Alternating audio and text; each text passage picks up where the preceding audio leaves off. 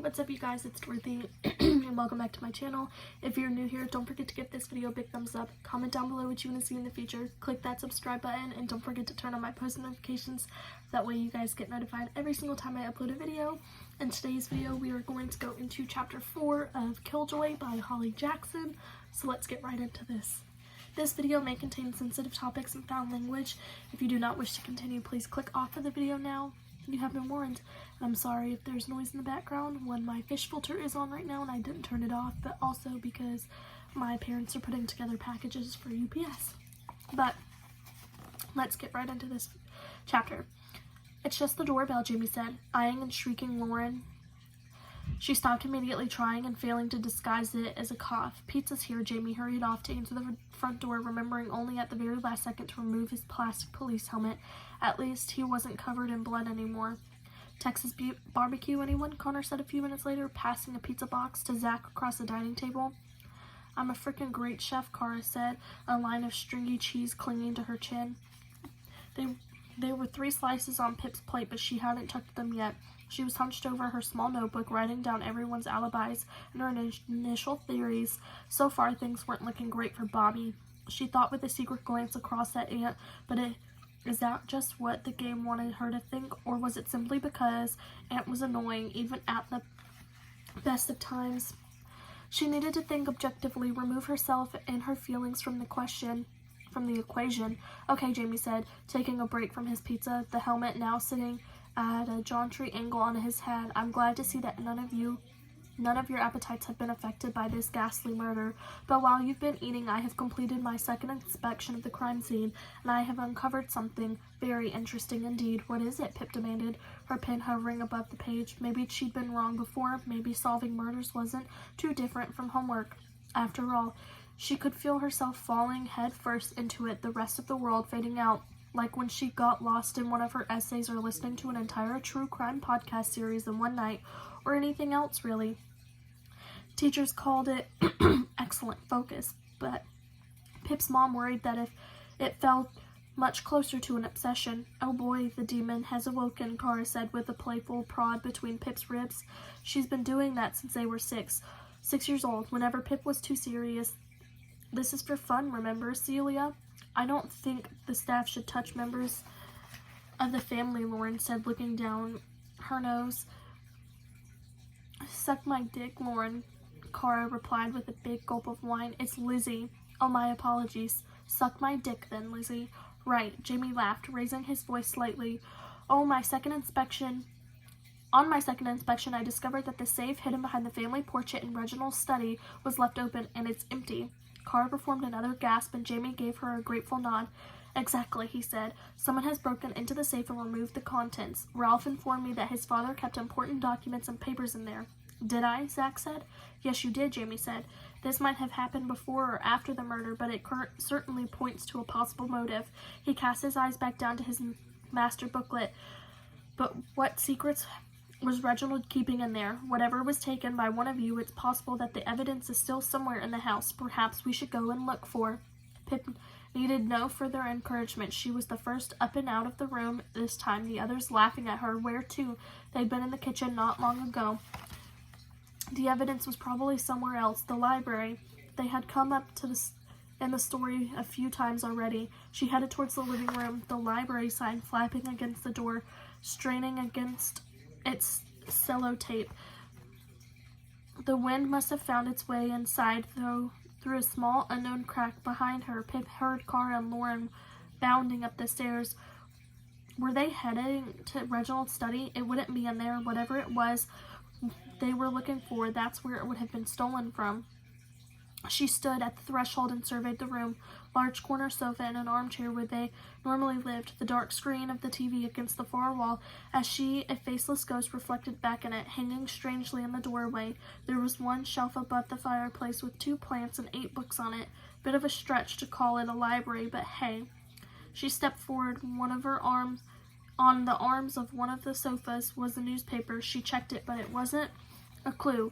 It was their town paper, the Kilton Mail, opened to an article about traffic calming measures in the High Street written by Stanley Forbes.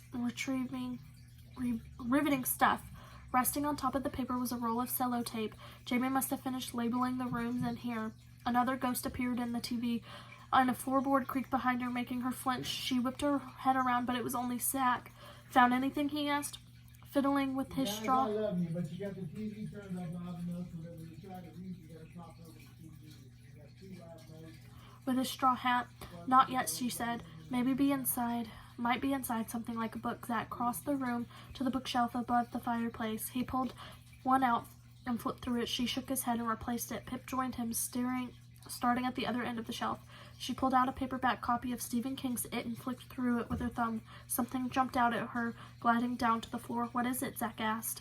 Oh crap! Pip bent down to her knees to pick it up, realizing that it's nothing. It's a bookmark. Oops! She gritted her teeth and slotted the bookmark back in around page 400. It must have come from somewhere around there. Hopefully no one would notice, especially not Connor's dad, who was scary at the best of times.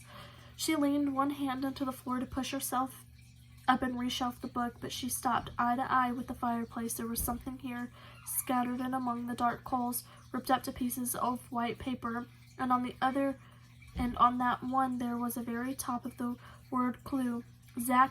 Ralph, it's here, she said, gathering up the bits of paper, laying them out on the floor. Someone tried to destroy it. What is it? He got to his knees, helping her pull the last of the shreds from the fireplace, 18 in all. I'm not sure yet, but there's writing on every piece. It looks typed. We need to stick it back together somehow.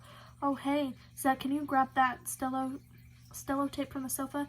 He brought it back with his teeth ripped off little squares of tape, sticking one edge to the floor, lining them up, ready and waiting for her. Pip went through the papers, catching fragments of words and reshuffling them into phrases and sentences, arranging them until they fit like a puzzle. Her eyes stalled on the repetition of one word, Bekeith. It looks like Reginald's. It's Reginald's will or something, she said, adding another piece to complete the row of text as Zach gently applied the tape along the cracks to stick them back together. They heard a disturbance out in the hall, scuffling and giggling, and then Aunt's voice. Inspector, I need to report a very serious crime. The butler has stolen my mustache. Done, Pip said, holding up the ripped up document, shiny from the tape and slightly deformed in its resurrection. On the other side, it said clue number 2, and on the other was printed the last will and testament of Reginald Remy. We should go show the others, Zach said, straightening up. Pip almost tripped over on their way back to the dining room, unable to tear her eyes away from the page. Had the old bastard left anything to her? Found it, Jamie asked them, finishing off his last pizza crust, and Pip held up the will in answer. The inspector called for the others to return to the dining room and take their seats. Aunt was the last to file in, having managed to rustle his mustache back from the corner, though it is now sat wonkily on his face. Celia and Ralph had found something that must have been stolen from the safe, Jamie said. Celia, if you could do us the honor and read it aloud. Last will and testament of Reginald Remy. I, Reginald Remy, being of sound mind, declare that this to be my last will and testament. I revoke all wills and codicils previously made by me. To my son Ralph Remy, I bequeath total ownership of my company, Remy Hotels and Casinos, to run as he sees fit. In addition, I leave to him Remy Manor and on Joy Island and the London townhouse and a sum of £2 million. To my daughter-in-law Elizabeth Remy, I bequeath a sum of £500,000 and my racehorse Blue Thunder, as I know she has always loved going to the races. To my niece Celia Bourne, I bequeath a sum of £200,000 and the artwork painted by my late sister, her mother. I know that will mean a lot to her. And finally, to the household staff, it is my wish that they will be paid their wage from my estate for a total of 6 months after my death while they look for new employment. 8/17/1924, signed, Reginald Remy. Jamie had appeared behind Pip, looking at the document over her shoulder. It looks like this will was drawn up recently, just last week, he pointed out. But there was another glaring thing too. Pip had known, even as she was trying to concentrate on reading it out, her eyes flicking away from her, searching at the gaps between like they couldn't believe it. She looked up and studied their faces. Had any of them noticed? Aunt hadn't. He was too busy fiddling with his mustache. Have you realized? She asked the group. Eyes circling them and coming to land on Aunt. Realized what? He asked. Robert, Bobby Remy, Pip said, offering Aunt the document. You've been written out of your Father's will. And that is the end of chapter 4. I will see you guys for the next chapter. Bye!